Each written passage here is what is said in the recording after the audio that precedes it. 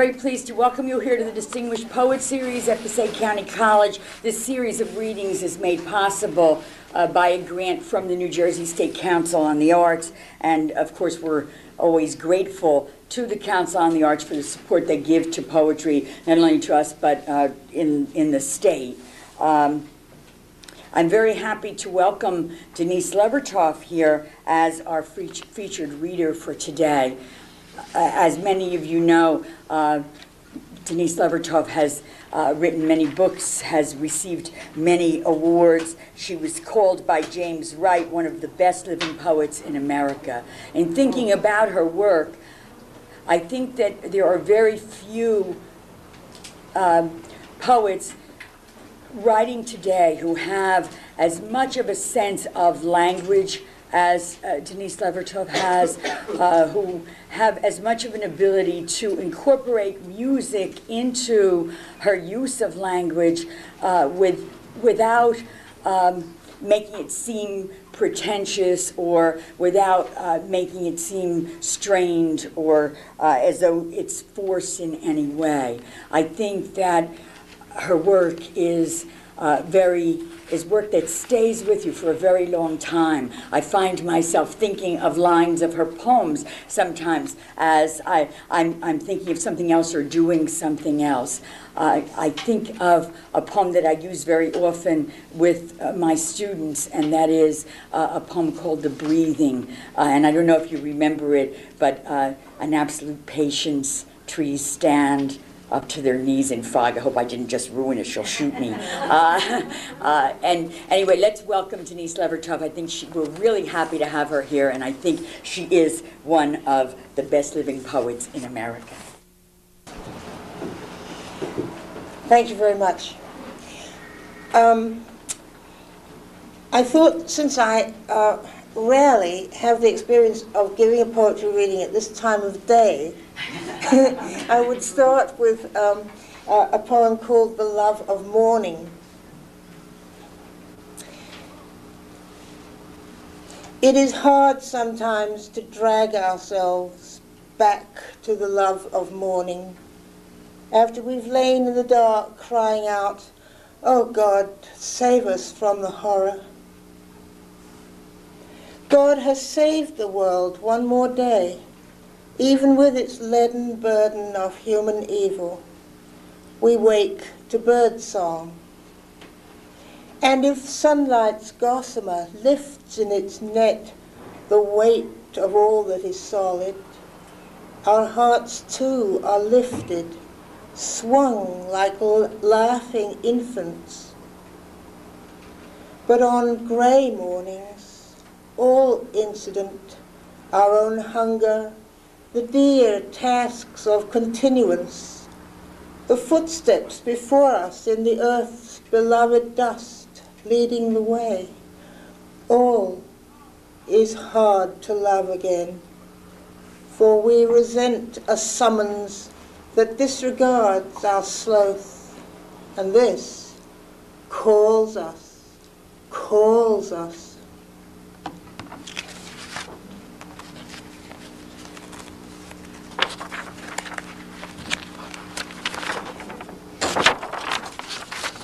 The next poem I'm going to read is actually the most recent poem I've written. And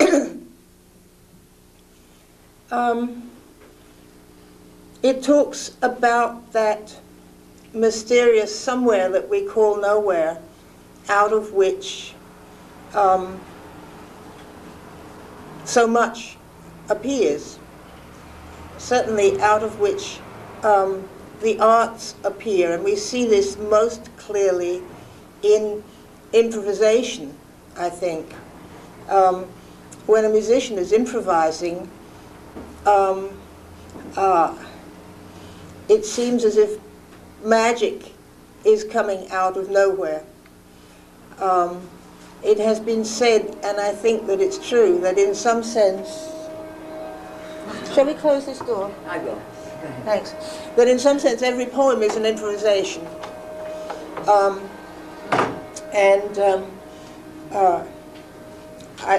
think that is true. And it is mysterious. uh, but it isn't really nowhere that these things come out of. The poem is called Dream Cello. When he improvised, from what unpremeditated congeries of wisdoms did the sounds appear, woven like laser tracings on the screen of air. Music out of nowhere, that granary, that palace of Arabian serpents, of sleek rats plush as young seals.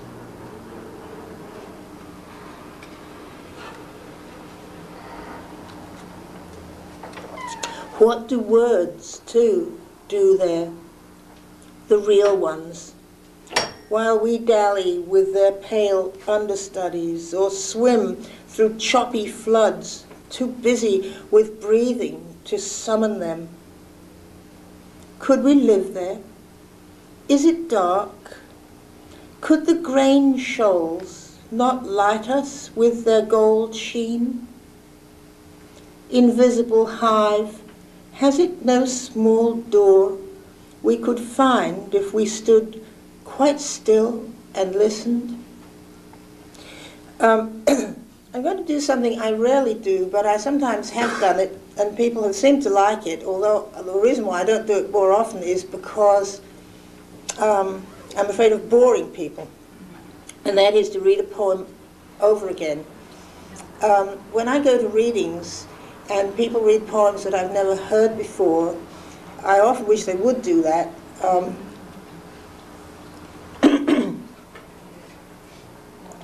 Dream Cello. When he improvised, from what unpremeditated congeries of wisdoms did the sounds appear, woven like laser tracings on the screen of air?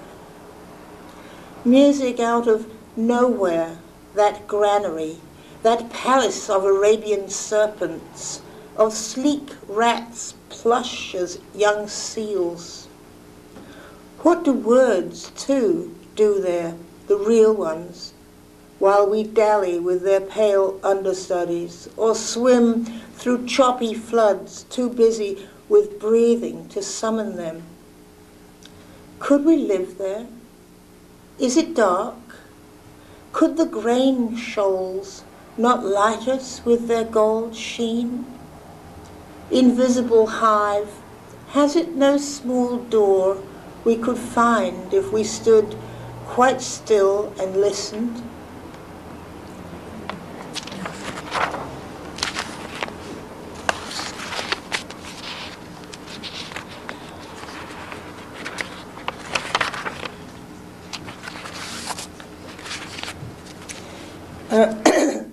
I have two poems called The Past that I've written during the past year. One of them I must have written during, well, sometime during the first 3 months of this year. And the second one I wrote in September or very early October. So, The Past, one. Somewhere, married and in love, we walked through streets planted with linden trees. There were ramparts, buttresses, ancient fragments bonded with newer masonry that was old too. The warmth of the day just ending stretched itself on the stones, a golden dog. People were strolling. There were no cars to speak of, and we were only passing through. What chance imperative held us on course toward what train? Nothing I can remember, no better city. Quiet avenues, lamps coming on, the sky still full of light. I can't remember arriving nor leaving, and even while we were there, it seems we were somewhere else, inattentive. But the lindens were blossoming, Their perfume, mysterious, pianissimo, filled the whole town. Every few years that remembrance briefly returns as if a fragment of dream.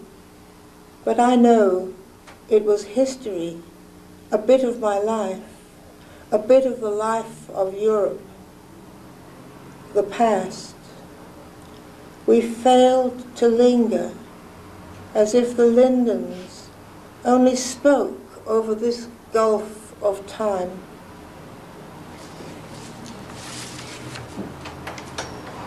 And the other one, the past, too,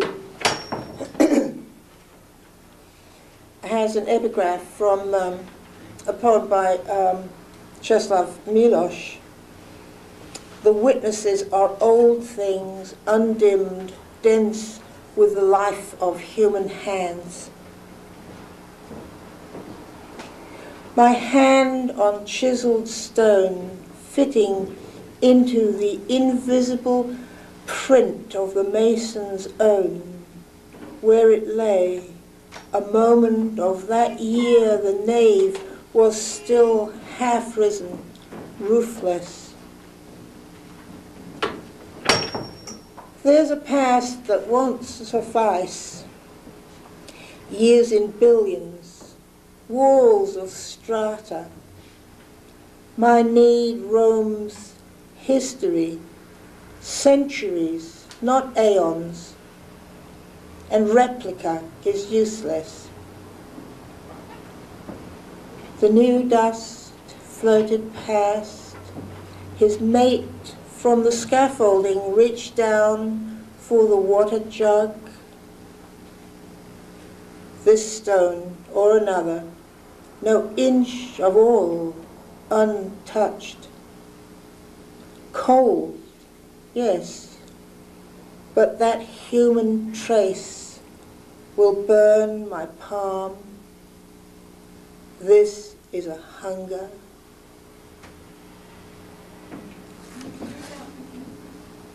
The second one? Yes. Okay.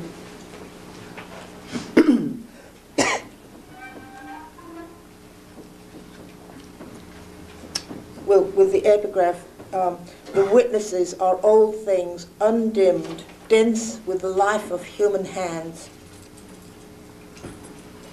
My hand on chiseled stone, fitting into the invisible print of the mason's own, where it lay, a moment of that year the nave was still half risen, roofless. There's a past that won't suffice, years in billions, walls of strata. My need roams history, centuries, not aeons, and replica is useless. The new dust floated past, his mate from the scaffolding reached down for the water jug. This stone or another, no inch of all untouched. Cold, yes, but that human trace will burn my palm. This is a hunger.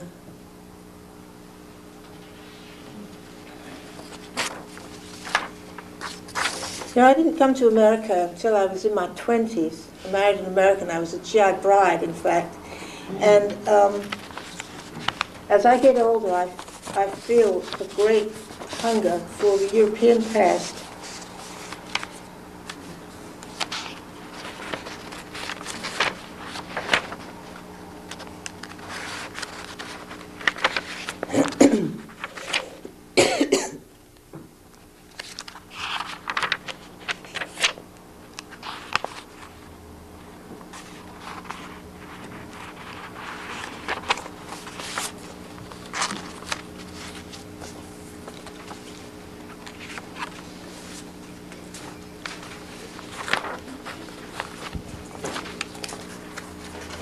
This is a somewhat longer poem. It's called Two Trinities and a Psalm.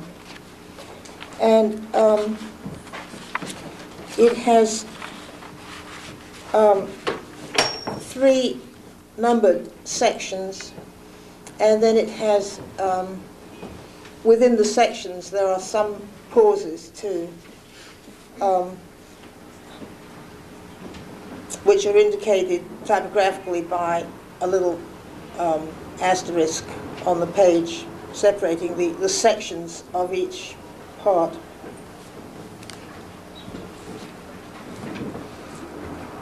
Two Trinities and a Psalm. 1.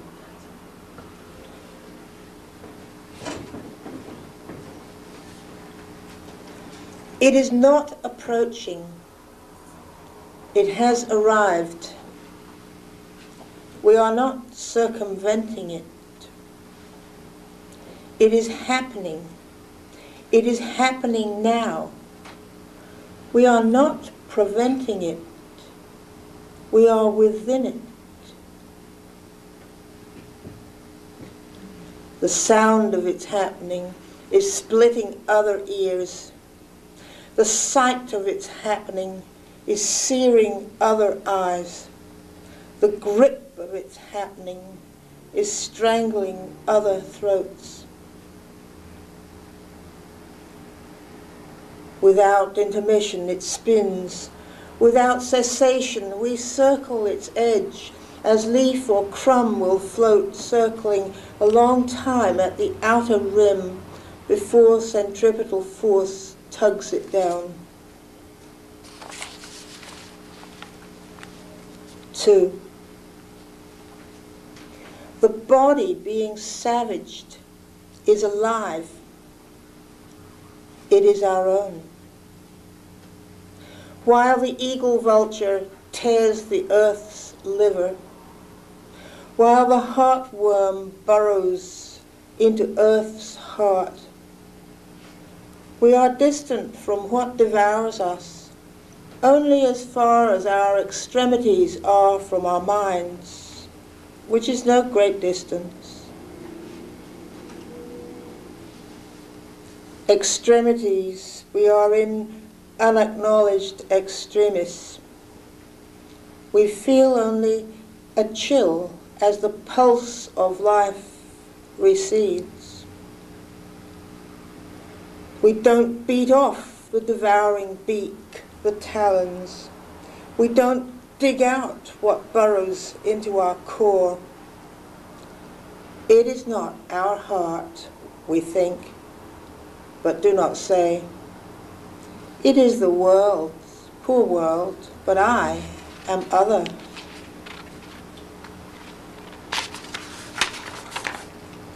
3. Our clear water, one with the infested water women walk miles to each day they live. One with the rivers tainted with detritus of our ambitions, and with the dishonored ocean. Our unbroken skin, one with the ripped skin of the tortured, the shot down, bombed, napalmed, the burned alive. One with the sore and filthy skin of the destitute.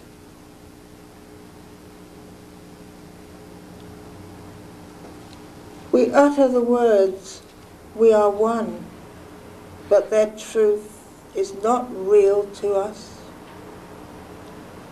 Spirit, waken our understanding out of the stasis in which we perish, the sullen immobility to which the lead weight of our disbelief condemns us. Only your rushing wind can lift us. Our flesh and theirs, one with the flesh of fruit and tree. Our blood, one with the blood of whale and sparrow. Our bones, ash and cinder of star fire. Our being, tinder for primal light. Lift us, Spirit, impel our rising into that knowledge. Make truth real to us, flame on our lips. Lift us to seize the present, wrench it out of its downspin.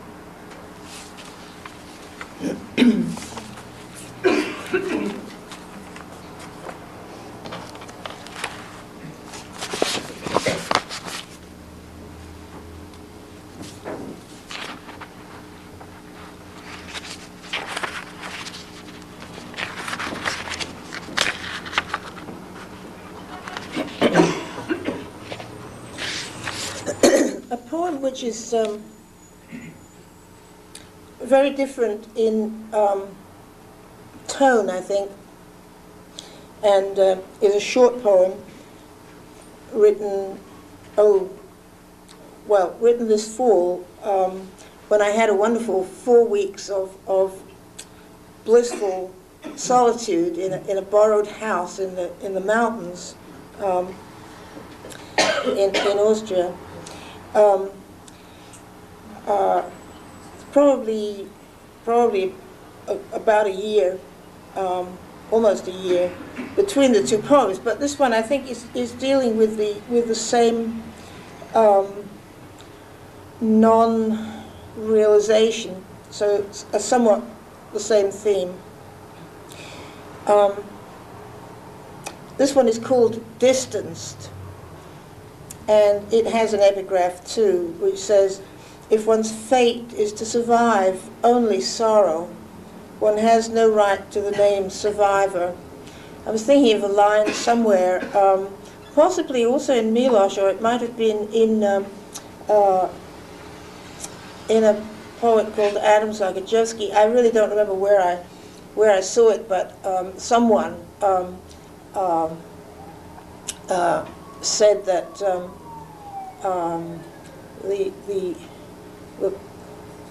the poet of today is a poet of survival, and whoever it was saying it, I think was a European poet who had literally survived war. I should be able to remember who it was, but anyway, my thought was how in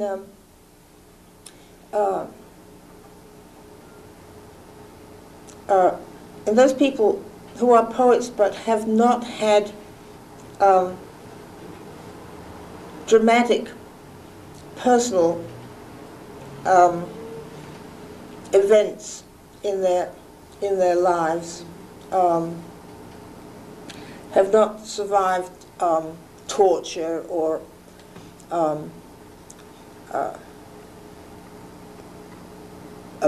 participation in a war.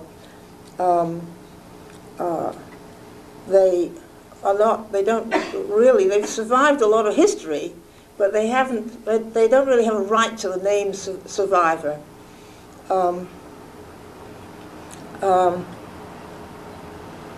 The disenfranchised within our society, who survive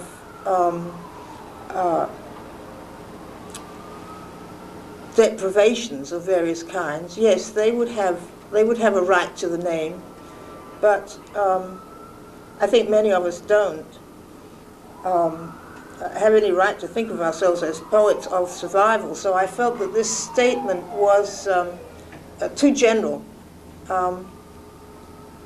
If one's fate is to survive only sorrow, one has no right to the name survivor. Anyway, the poem is called Distanced.